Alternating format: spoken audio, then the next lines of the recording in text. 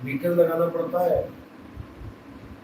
किसी ने पेट्रोल भरवाया कार में, कैसे पता लगे? पेट्रोल तो दिख नहीं रहा कार में जाता हुआ, टंकी में कितना गया कितना नहीं, कैसे पता लगेगा कितने के पैसे देने हैं?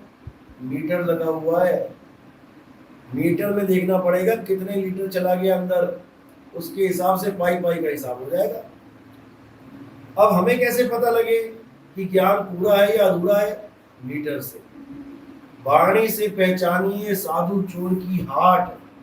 दोनों ने दुकान लगा रखी है, चोर ने भी साधु ने भी, और बातें एक सी कर रहे हैं। वाणी से पहचानिए साधु चोर की हाट, अंतर की करनी से निकले मुंह की बात। अब गुरु दोनों ही बने बैठे हैं, अज्ञानी भी और ज्ञानी भी, तो कैसे पता लगेगा कि कौन ज्ञानी कौन अज्ञानी? कहते हैं अंतर की करनी से निकले मुंह की बात। जो जपी है वो तुम्हें घुमा फिरा के जप के ऊपर ध्यान देगा, बार बार जप की बात करेगा, बेटा नाम जपो नाम जपो, नाम तो जपना पड़ेगा, नाम तो मतलब तो जपना पड़ेगा। तो समझ जाना कि अंतर की करनी है उसकी ये, कि वो जपी है, वो नाम जप रहा है, तुम्हें भी जपवा देगा। पकड़ा गया। अब कोई तपस्या वाला है तो बाहर तो परमात्मा परमात्मा करना है कि परमात्मा से मिलना है, परमात्मा से मिलना है, उसके बाद तपस्या में खड़ा कर दिया तुम्हें एक टांग के ऊपर। कई ऐसे बाबा जी हैं जो एक पैर पे खड़े हो जाते हैं, हाथ ऊपर किया तो 12-12 साल 15-15 साल हाथ नीचे ही नहीं किया उन्होंने। ऐसे भी है, पेड़ पे लटक गए तो लटके ही रह गए, जमीन खोद के समाधि ले लेते हैं 20-20 दिन तक, फिर बाहर निकल आते हैं। ये सब तपस्या में आता है। ये तपी बाबा है, ये तपस्या करने वाला बाबा, ये तपस्या पे जोड़ देगा। उसके बाद सन्यासी ये तुम्हारा घर बार छुड़वा देगा, कहेगा जंगल जा बेटा, जंगल में भक्ति कर, जंगल में भगवान मिलेगा। ये जपी तपी सन्यासी ये अंतर की करनी से मुंह की बात बोलेंगे, पकड़े जाएंगे। तो कबीर साहब कह रहे हैं ना मैं जप में, ना मैं तप में, ना एकांत निवास में। अब ये करनी है मालिक की, वो समझा रहे हैं कैसी करने वाला गुरु चाहिए। नाम है जप में, जप करने वाला गुरु नहीं चाहिए। नाम है तप में, तपस्या करने वाला भी गुरु नहीं चाहिए। और ना एकांत निवास में, जंगल में भेजने वाला भी गुरु नहीं चाहिए। आजकल देखो कितने बाबा लोग जंगल में बैठे हुए हैं, जंगल में घनघोर तपस्या कर रहे हैं। उससे क्या हो रहा है? केवल अहंकार बढ़ रहा है और कुछ नहीं। आम आदमी वहां पे चला जाता तो उसको तो बिल्कुल कीड़ा मकोड़ा मानते हैं वो लोग। यार तू कहां से आ गया? हम बड़े बहुत बड़े बाबा हैं, हम तो पत्ते खा के जीवित रहे। आज क्यों नहीं पत्ते खा रहे तुम लोग? बताएंगे 5 साल पत्ते खाए, 10 साल पत्ते खाए, और देखोगे शाम तक फिर रोटी चलेगी वहां पर, फिर दाल चावल रोटी बढ़िया मिठाई खा रहे हैं। अब क्यों खा रहे हो? जब तुम पत्ते ही खा रहे थे तो पत्ते ही खाते, तुम बकरी बने ही गए थे इंसान से। बकरी खाती है पत्ते, तो बकरी बन जाते। भाई साहिब कह रहे हैं ना, बकरी पाती खात है, उन्होंने ये तो नहीं कहा आदमी पाती खात है। बकरी पाती खात है, तुम आदमी हो के तुम्हारे पास दुनिया भर का सामान है, तुम्हें अनाज दिया, लड्डू पेड़े दिए, गुलाब जामुन दिए, सब कुछ खाने को दिया, तुम आसक्ति ना रख के कुछ भी ग्रहण कर लो। इंसान हो भाई तुम। अब तुम जानवरों वाले काम करोगे, पत्तियां खाओगे तो कैसे बात बनेगी? और जब तुम खाने ही लग गए पत्तियां, तो पत्ती छोड़ क्यों दी? तपस्या भंग क्यों कर दी अपनी? चलने देते सारी उम्र के लिए। केवल अहंकार बढ़ता है इससे। खूब अहंकार में रमण करके अपनी गाथाएं सुनाएंगे। हमने ऐसे किया, हम इतने साल एक पैर पे खड़े रहे, हम गंगा में खड़े रहे, वहां खड़े रहे। अहंकार बड़ा, परमात्मा नहीं मिला। इसलिए बोला ना मैं जप में, ना मैं तप में, ना एकांत निवास में, ना मंदिर में, ना मस्जिद में, ना काबे कैलाश में। खोजी होए तुरंत मिल जाऊं, एक पल की तलाश में। खोज तुम्हारी एक तलाश में पूरी हो जाएगी। जैसे किसी का बच्चा खो जाए और उसको फोन आ जाए पुलिस वालों का, हाँ भैया तुम्हारा बच्चा मिल गया, कहाँ मिला? वो लाल किले पे खड़ा है वहां पे। खोज खत्म हो गई तुम्हारी। तुम पूरा शहर खोज रहे होगे बच्चे को ढूंढने के लिए, लेकिन जैसे किसी का फोन आ गया कि लड़का वहां खड़ा है, तुम्हारी खोज खत्म। अब क्या करना है? अब जो तुम्हें भेद मिला है, अब तुमने वहां तक पहुंचना है। तुम्हें पता लग गया कि लड़का कहाँ खड़ा है, अब तुम वहां तक पहुंचो तो मिलेगा। और कब तक पहुंचोगे? जब तक तुम पहुंच नहीं गए वहां तब तक चलना है। चलने का मतलब ये नहीं कि चलना है, चलने का मतलब है जो गुरु ने दिशा बताई है वहां पर एकाग्र होना है, यानी चलने से बचना है। लोग इसको भी नहीं समझ पा रहे हैं। जैसे शहर में आप घूम रहे हो, चलते जा रहे हो चलते जा रहे हो, कब तक चल रहे हो? जब तक वहां नहीं पहुंच, जब तक अपने घर में नहीं पहुंच पाए तब तक चल ही रहे हो। अभी जहां बैठे हो आप ये भी चल ही रहे हो, क्योंकि अभी आप अपने घर नहीं बैठे हो। अपने घर तक तो जाना ही पड़ेगा चल के, लेकिन पहुंचने के बाद अब नहीं चलोगे। किसी को बोला है अचल हो जाना, यहां अचल नहीं हो सकते तुम, यहां तो तुम आ ही गए हो। अचल वहां होना है जहां पर तुम थे, जहां से तुमने चलना शुरू किया वहीं वापस घूम के पहुंचना है। इसी को बोला उलट समानी आप में, प्रगति ज्योति अनंत, साहिब सेवक एक संग, खेले सदा प्रसन्न। जब चलना बंद हो जाएगा, यानी जब पहुंच जाओगे तो स्थिर हो जाओगे, फिर चलना नहीं है, फिर ना कहीं आना ना कहीं जाना, आप में आप सब। जब अपने आप तक पहुंच गए उसके बाद कहीं नहीं चलना। कुत्ता शीशे में देखता है, प्रतिबिंब को देख के भौंकता है, हाथ इधर हिल रहा है और भौंक उधर रहा है कि मुंह हाथ हिला रहा है, दांत इधर निकाल रहा है, भौंक उसको रहा है कि मुंह दांत निकाल रहा है, जबकि अपनी गतिविधि को नहीं समझ पा रहा। अब पहुंचना कहाँ है उसने कि उसका सारा झगड़ा शांत हो जाए खुद तक। खुद तक जब पहुंचा, यानी उसका ध्यान जब अपने में आ गया तो वहां नहीं रहा। जब वहां नहीं रहा तो कोई झगड़ा नहीं रहा। इसी को खुदा बोला गया है। खुदा का नाम खुदा क्यों रखा है? खुद में आ तो हो गया खुदा, ब्रह्म में आ तो हो गया ब्रह्मा, शंकर शंकर किसका? खुद का। दुर्ग में आ तो बन गया दुर्गा। तो ऐसे ही राम यानी रमता राम, सारे नाम संकेत वहीं की तरफ कर रहे हैं, लेकिन कोई समझ नहीं पा रहा। सबको अलग अलग अलग बना के अपनी सुरता को और भटका दिया। एक की जगह अनेकों में, हम इस भी भगवान को मानते हैं, हम इसको ही मानते हैं, तुम 50 को मानते हो, तुम 50 जगह फंसे पड़े हो। जितने ज्यादा भगवानों को मानते हो उतने ज्यादा फंस गए हो। हिंदू धर्म के अलावा सब क्या कह रहे हैं कि परमात्मा एक है। ईसाइयों से पूछो गॉड कितने हैं? एक है, एक को मान रहे हैं। मुसलमानों को पूछो अल्लाह कितने हैं? एक है, एक को मान रहे हैं। सिखों से पूछो वाहेगुरु कितने हैं? एक है, एक को मान रहे हैं। मान के चलो कि अभी उनका ज्ञान फिर भी देवी देवताओं से ऊपर का ज्ञान हो गया, क्योंकि देवी देवताओं में तो आप कितने सारे हो गए। और कृष्ण जी ने तो कभी कहा ही नहीं देवी देवताओं की पूजा करो। वो तो ये कह रहे हैं कि ठीक है, अगर तुम्हें शुरुआत में देवी देवताओं की जरूरत पड़ रही है, ठीक है, कुछ नहीं से कुछ बोला, लेकिन फिर उन्होंने देवी देवताओं की पूजा का खंडन भी किया। गीता पढ़ो, अध्याय 7 में बिल्कुल क्लियर कर दिया कि किसी देवी देवता की पूजा नहीं करनी है। जो देवी देवताओं की पूजा करते हैं वो अल्प बुद्धि जीव है।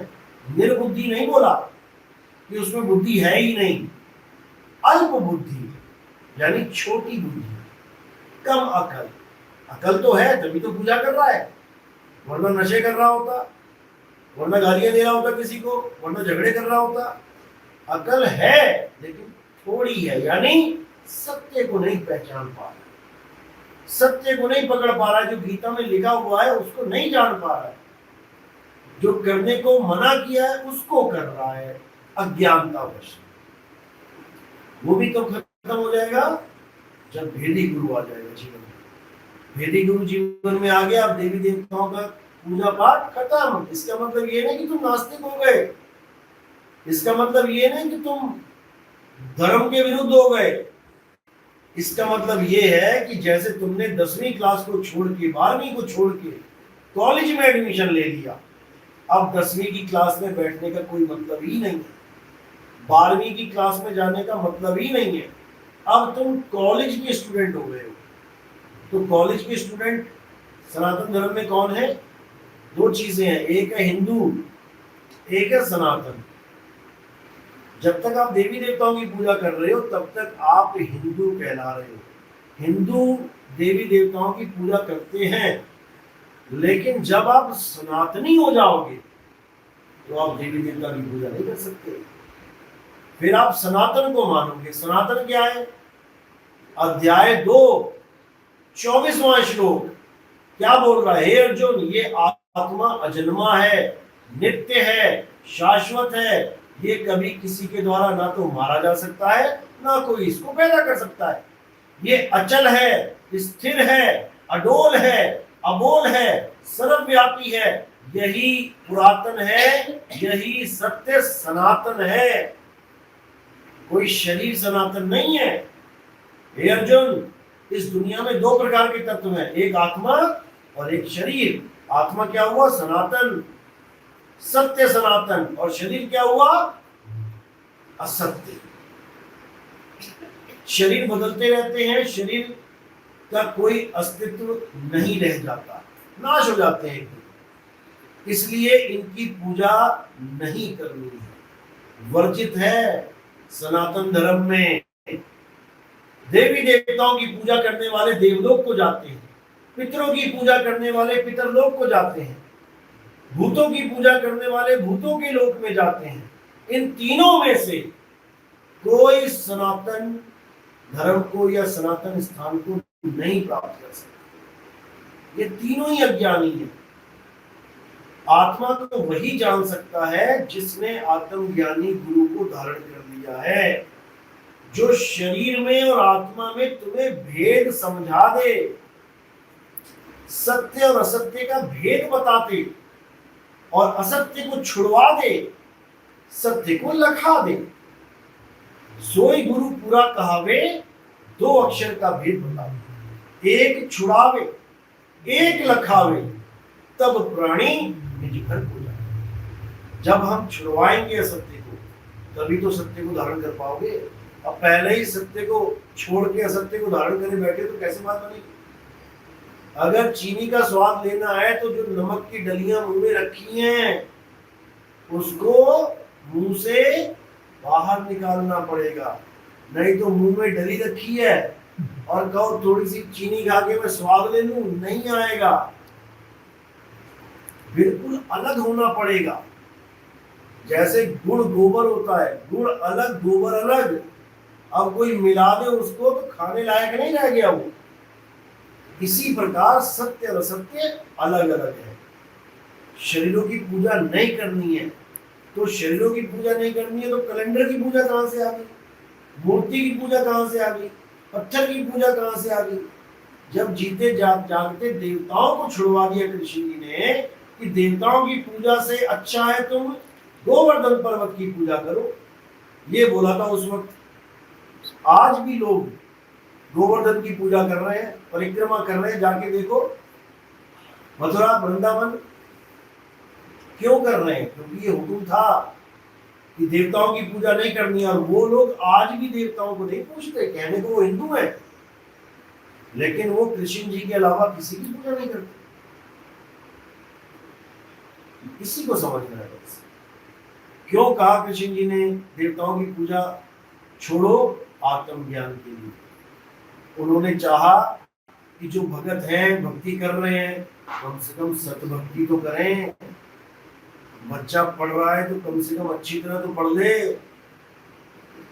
तुम घर से निकले हो तो कम से कम मंजिल तक पहुंच तो जाओ, बीच में मत लटक जाना। निकल तो गए घर से और मंजिल तक ना पहुंचे तो मुसाफिर ही बने रह जाओगे सारी उम्र। और मुसाफिर हमेशा खतरे में रहता है। जब तक तुम सफर कर रहे हो तुम खतरे में हो। पता नहीं कब पहाड़ आ जाए, कब जंगल आ जाए, तुम खतरे में ही रहोगे हमेशा। जब तक अपने असली घर नहीं पहुंच गए तब तक हमेशा तुम खतरे में। तो हमारा असली घर क्या है? आत्म स्वरूप। आत्म स्वरूप को लोग जीव स्वरूप मान लेते हैं, अज्ञानता है ये। आत्म स्वरूप और परमात्म स्वरूप में कोई भेद नहीं है। जिसको बोला है सत्य स्वरूपी नाम साहिब का, सो निज नाम हमारा। जो उसका नाम है वही मेरा नाम है।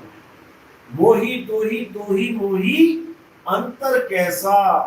कोई अंतर नहीं है, लेकिन लोग नहीं जान पा रहे हैं, इसके भयभीत होते हैं। खुद की आत्मा को सोचते हैं छोटी वाली आत्मा है, परमात्मा को सोचते हैं बड़ा वाला परमात्मा है। अरे ये छोटे बड़े का भेद ही खत्म करते हैं मालिक। लाली मेरे लाल की जित देखो तित लाल, लाली देखकर मैं गई मैं ही हो गई लाल, भेद ही खत्म हो गया। इसी को बोला साहिब ने, कोटि तो ब्रह्मा भय, गलत गुरु मिल गया, भक्ति करवा के ब्रह्मा बनवा दिया। अब ब्रह्मा जी की पूजा चल रही है। कोटि तो ब्रह्मा भय कोटि भय ईश, यानी एक तो जीव अवस्था में ही रह गया, एक उससे ऊपर ब्रह्म अवस्था में ईश बन गया, ईश्वर बन गया, उसकी भी पूजा होने लग गई। कोटि तो ब्रह्मा भय कोटि भय ईश, कैसे भय? भक्ति करके। जब जीव पंथ का ज्ञानी मिल जाएगा गुरु, तो तुम्हें जीव अवस्था दे देगा। जब ब्रह्म अवस्था का ज्ञानी मिल जाएगा, तुम्हें ब्रह्म अवस्था दे देगा। जब पार ब्रह्म का ज्ञानी मिलेगा, तुम्हें जीव और पीव, जीव और शिव दोनों से अलग करके पीव अवस्था दे देगा। जिसको बोला कोटि तो ब्रह्मा भय और कोटि भय ईश, साहिब तेरी बंदगी से ये जीव बने ईश। यानी तुम्हारी अवस्था बदल जाएगी, जीव नाम का कोई रह ही नहीं जाएगा यहाँ पे।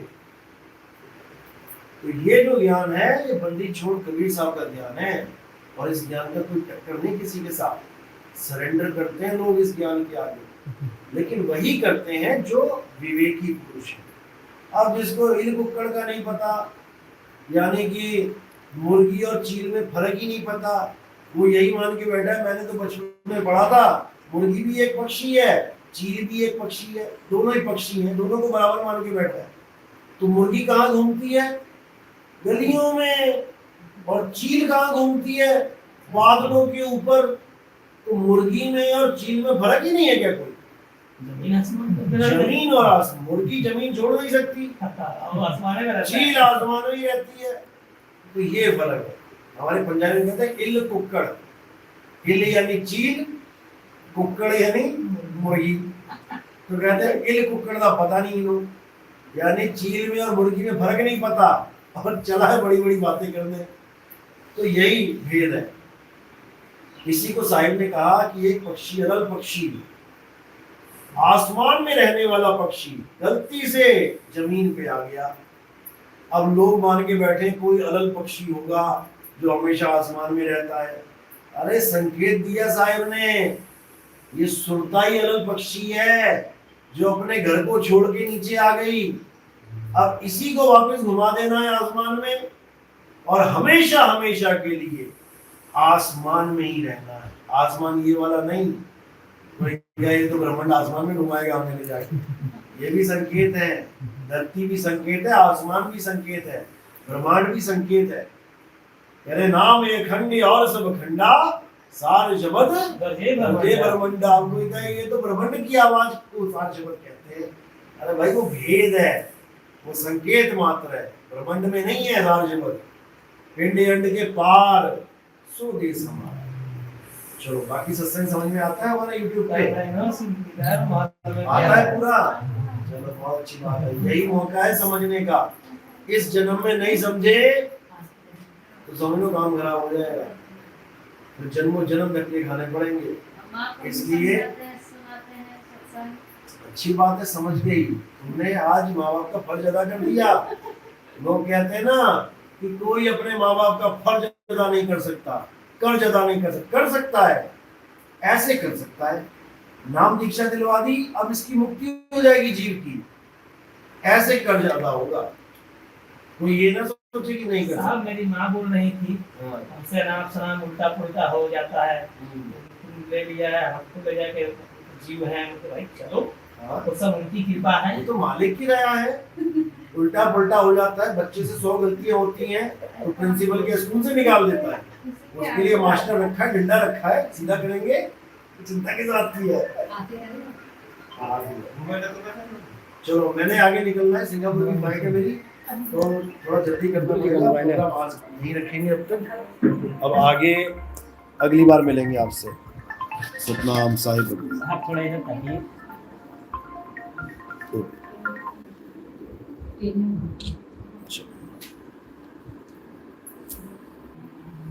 हुआ? ये